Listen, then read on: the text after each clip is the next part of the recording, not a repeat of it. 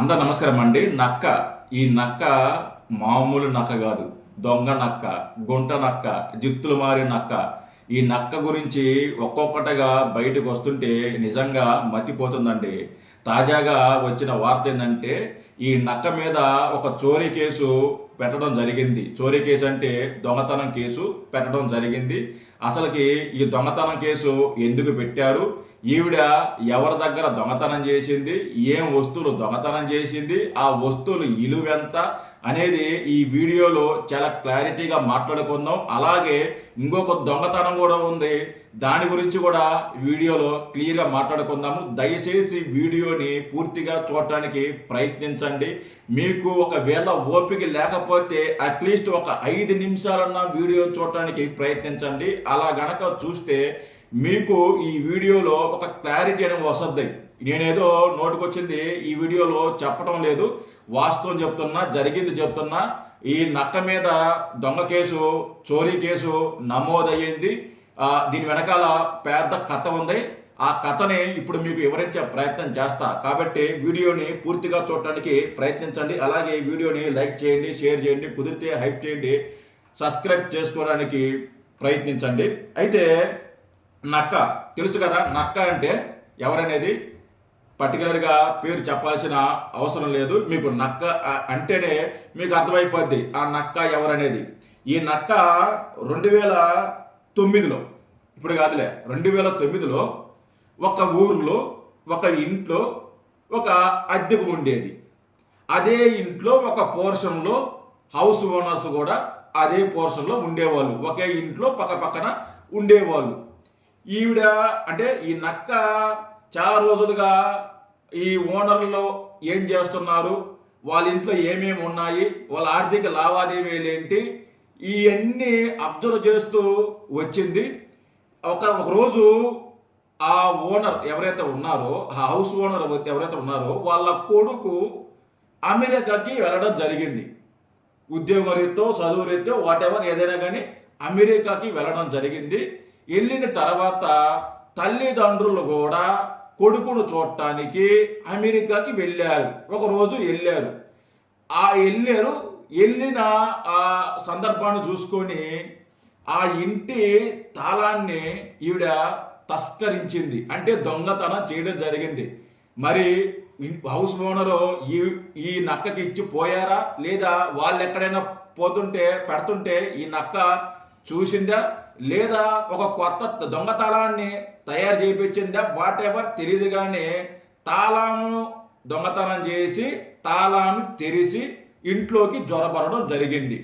ఇంట్లోకి జొరబడి ఇల్లంతా ఎతికే క్రమంలో ఒక బంగారుపు నిధి ఆ నక్కకి కనిపించడం జరిగింది.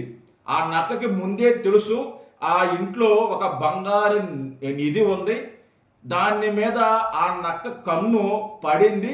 అందుకే చాలా రోజులు ఆ ఇంట్లోనే బాడుకొనింది.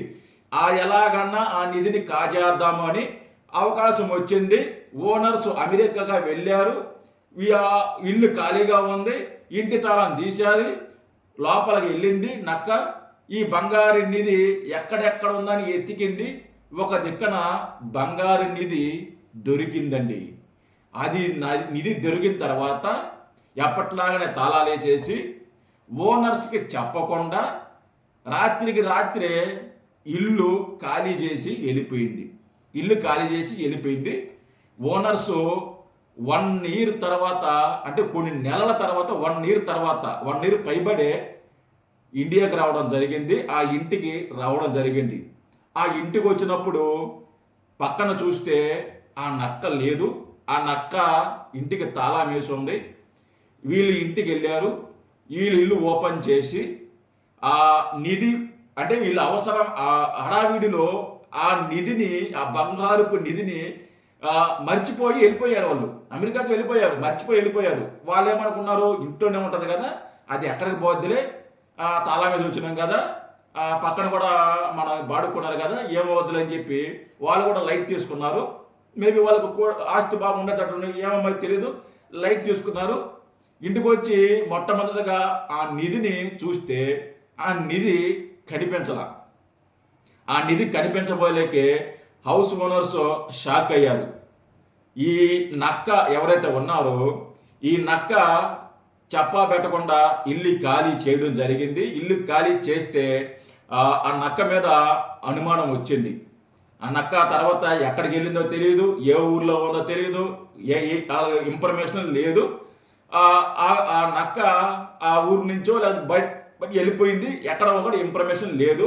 పోలీస్ స్టేషన్కి వెళ్ళి హౌస్ ఓనర్స్ కంప్లైంట్ ఇవ్వడం జరిగింది. ఇదిగో మా ఇంట్లో ఇలా దొంగతనం జరిగింది అని చెప్పి పోలీస్ స్టేషన్ వెళ్తే చాలా రోజులైంది కదా, ఇప్పుడు మనం ఏమని చేస్తాము ఎక్కడని చేస్తామని చెప్పేసి పోలీసులు కూడా ఆ 2009లో లైట్ తీసుకున్నారంట. సరే హౌస్ ఓనర్స్ కూడా లైట్ తీసుకున్నారు. సరే పోతే పోయిందిలే, సరే వాట్ ఎవర్ ఏదనుకున్నారో తెలియదు, బయట వచ్చారు. అయితే పోయిన ఏడాది మళ్ళీ ఈ దొంగతనం కేసు మీద ఈ నక్క మీద కేసు పెట్టడం జరిగింది. కేసు పెట్టడం జరిగింది. ఈ నక్క ఈ సోషల్ మీడియాలో హైలైట్ అవడంతో, ఈ సోషల్ మీడియాలో కనబడడంతో వాళ్ళు గుర్తుపట్టి ఈవిడే కదా మన ఇంట్లో ఉన్నది అని చెప్పి ఈ నక్క అడ్రస్ కనుక్కొని, గుంటూరులో ఈ అడ్రస్ కనుక్కొని, ఇంటి నెంబర్ మొత్తం కనుక్కొని మళ్ళీ ఏడాది క్రితం పోలీస్ స్టేషన్కి వెళ్ళి కంప్లైంట్ చేయడం జరిగింది ఈ నక్క మీద. ఈ ప్రూఫ్తో అడ్రస్ సహా అన్ని చేయడం జరిగింది. అప్పుడు కూడా సేమ్ జరిగింది. ఇది ఎప్పుడో 2009లో జరిగింది కదా, 2009లో జరిగింది కదా ఇది. ఇప్పుడు మేము ఎలా చేసుకోలేము, చూద్దాము, దీని మీద ఎలా ముందుకు వెళ్దాము చూద్దాము అని చెప్పేసి పోలీసులు చెప్పడంతో సరే అని చెప్పి వాళ్ళు కూడా దాని మీద పోలీసులతో ఎప్పటికప్పుడు మాట్లాడుతున్నారు. ఇప్పటికి సంవత్సరం అయింది, ఇంకా ప్రాసెస్ ముందుకు వెళ్ళాల. గత 2-3 రోజుల ముందు మళ్ళీ పోలీస్ స్టేషన్కి ఎవరైతే ఓనర్స్ ఉన్నారో వాళ్ళు వెళ్ళారంట. దాని మీద కేసు నమోదు చేశారు, ఎఫ్ఐఆర్ చేశారా లేదా అనేది ఇంకా బయటికి రాలేదు. బట్ మళ్ళీ కేసు పెట్టారు ఆ నక్క మీద. అయితే ఈ నక్క అంటే ఈవిడ దొంగతనం చేసిన నిధి ఏది తెలుసా? బంగారుపు నిధి. ఇంట్లో బంగారం 50 సవరాల 10 నిమిషం అండి 50 సవర్లో బంగారాన్ని దొంగతనం చేసింది. ఇప్పుడు దాని ఇల్లు ఎంత తెలుసా? 59 లక్షల నుంచి 61 లక్షలు ఉండొచ్చు దాని విలువ. అప్రాక్సిమేట్గా ఒక 60 లక్షలు అనుకోండి. దాని విలువ ఈరోజు 60 లక్షలు. 60 లక్షల విలువ చేసే బంగారాన్ని ఆ నక్క చోరీ చేసి కొట్టేయడం జరిగింది. ఇది జరిగిన సంఘటన. దీని మీద పోలీసులు అంటే హౌస్ ఓనర్స్ సీరియస్గా ఉన్నారు. వాళ్ళు కంప్లైంట్ రేపో మాపు కూడా మళ్ళీ ఇచ్చే అవకాశాలు ఉంటాయి.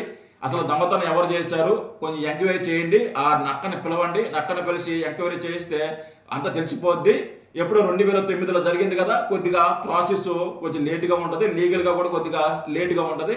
ఏదైనా కానీ ఈ వార్త నేనేదో కొత్తగా సృష్టించలా, నాకెవరో చెప్పి వాటెవర్ ఏదైనా కానీ ఈ వార్త సోషల్ మీడియాలో అప్పుడు కేసు పడిందని చెప్పేసి 2009లో పేపర్ ఉంటుంది కదా, ఆ పేపర్ ఇప్పుడు సోషల్ మీడియాలో సర్క్యులేట్ అవుతుంది. ఈవిడ ఈ నక్క దొంగతనం చేసినట్టు అప్పుడు కంప్లైంట్ ఇచ్చారు కదా, ఆ కంప్లైంట్ ఇచ్చిన వార్త ఇప్పుడు ఆ పేపర్ క్లిప్ బాగా వైరల్ అవుతుంది. ఓకే, ఇది ఒకటి.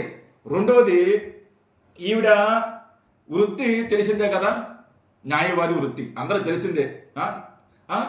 ఈవిడ ఒక మహిళ దగ్గర కేసు వాదిస్తానని చెప్పి 22,000 తీసుకునింది. ఫస్ట్ ఒక 2,000 తీసుకునింది. ఏది ఫోన్ మాట్లాడేదానికి 2,000. నేను గతంలో చెప్పాను కదా 2,000 ఇస్తే మాట్లాడద్దని. 2,000 ఇచ్చింది, మాట్లాడింది. తర్వాత కేసు విషయంలో ఒక 10,000 పంపించమనిందంట, ఫోన్పే చేశారు. తర్వాత ఇంకో 10,000 పెట్టాం పని అనేది ఫోన్పే చేసింది. మొత్తం 20,000 తీసుకునింది. ఒకరోజు రమ్మన్నారు.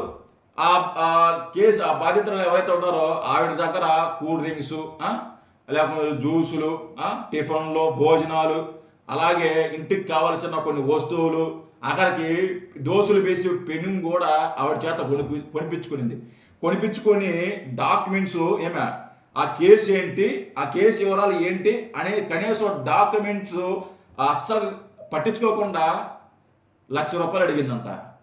₹1,00,000 ఇస్తే ఈ కేసు నేను టేకప్ చేస్తాను, ఈ కేసు వివరాలు నేను తెలుసుకుంటాను, నువ్వు 20,000 ఇస్తే కుదరదు, నాకు ఇంకో ₹1,00,000 కావాలి, ₹1,00,000 ఇస్తేనే నీ కేసును ఈ పేపర్స్ డాక్యుమెంట్స్ని నేను చూస్తాను, కేసు వివరాలు చూస్తాననిందంట. అదేంటి మేడం మీరు 20,000 తీసుకున్నారు కదా, 20,000 తీసుకుంటారనే కదా మీరు కేసు వాదిస్తారనే కదా, కేసు వేస్తారనే కదా మీకు 20,000 ఇచ్చిందంటే, కాదు ఇంకా ఒక ₹1,00,000 కావాలి, అప్పుడే నేను కేసు వేస్తాను అని చెప్పేసి వాళ్ళని బెదిరించిందంట.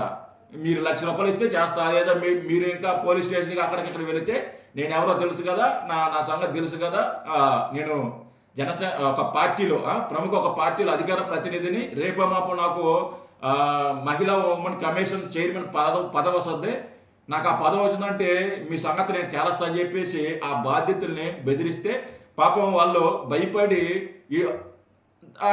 వెళ్ళిపోయారు.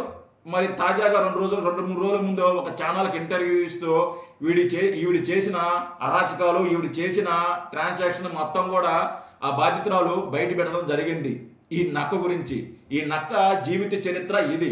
ఈ నక్క గురించి చాలా ఉన్నాయి. ఈ నక్క బైపాస్ పక్కన ఒక ల్యాండ్ని, వ్యక్తుల్ని, ఆ ల్యాండ్ ఓనర్స్ని బెదిరించి బ్లాక్మెయిల్ చేసి ఆ ల్యాండ్ని కూడా కొట్టేసేయడం జరిగింది. ఇది నాకు ఎప్పుడో తెలుసు అనుకో, ఇది వేరే విషయం.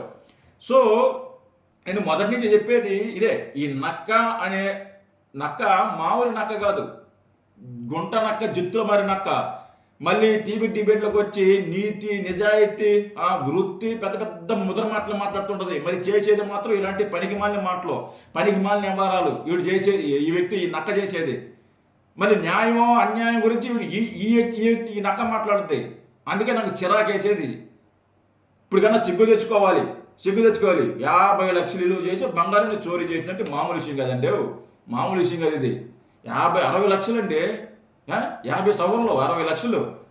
నేను చాటిబిడ్డలు అడిగితే అదే చెప్పింది రేటు ఎంత ఉంటుందని చెప్పి అడిగితే 50 లక్షల నుంచి 59 లక్షల నుంచి 61 లక్షల మధ్యలో ఉండే అవకాశం ఉందన్న రేసు అని చాటిబిడ్డి చెప్పింది. నాకేం తెలుసు 50 సవర్లు ఎంత ఉంటుందని నాకేం తెలుసు, చాటిబిడ్డి అడిగితే చెప్పింది. వాటెవర్ ఏదైనా కానీ 50 సవర్లు తస్కరించడం, దొంగతనం చేయడం అనేది ఎంత ధైర్యం కావాలి అంటే. 2009లోనే ఈవిడ చేతివాటం మొదలెట్టింది. మంచి చేతివాటం తెస్తాం, అన్ని బయటకు తెస్తాం. ఈ బాధితురాలు ఎవరైతే ఉన్నారో, ఈ ₹1,00,000 అడిగింది, బెదిరించింది, ఆవిడ నాకు తెలియదు, ఆవిడ నెంబర్ కూడా నాకు ఆడ ఉంది. వీలైతే ఒకరోజు ఆవిడతో లైన్లోకి తీసుకొని మాట్లాడదాం, అసలు వాస్తవాలు బయటికి పెడదాం, పెడదాం మాట్లాడదాం. అన్ని ఒకే రోజు కాదు కానీ మాట్లాడదాం. Thank you.